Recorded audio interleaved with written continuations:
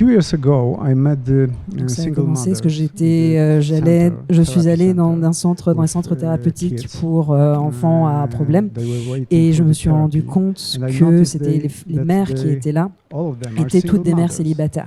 Et je me suis demandé, mais pourquoi? D'où ça vient? Et donc, j'ai fait des entretiens, j'ai fait des recherches, et je me suis rendu compte que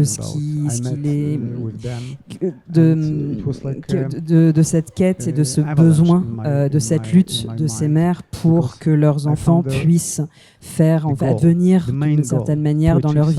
Et c'est ça qui vraiment m'a donné la flamme et ce moteur pour faire ce film, parce que c'était non seulement pour l'écrire, mais faire un film, réaliser un film, ça dure 3 ans. Il faut trouver le budget, il faut garder justement cette flamme, et c'était cette implication de ces mères célibataires dans l'éducation de leur fils qui vraiment a permis de garder ça, que ce soit pour le budget, l'écriture, la réalisation. Pour moi, en fait, créer un protagoniste fort, c'est créer en fait quelqu'un qui va être différent entre le début et la fin du film. Il y a une transformation. Donc, je voulais commencer avec ce personnage qui est un personnage, cette jeune fille qui est très égoïste, qui pense vraiment beaucoup à elle. Et en fait, en commençant cette histoire-là, je me suis dit, où est-ce qu'on peut aller?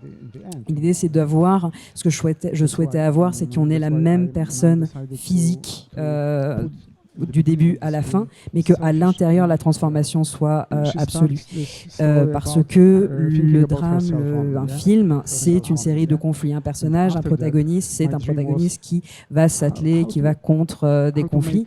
Et donc la première, c'est qu'est-ce que je veux, qu'est-ce qui se passe, premier conflit, deuxième, etc. Et donc tout ça, ça amène à une transformation du personnage qui est un condensé de notre vie au final.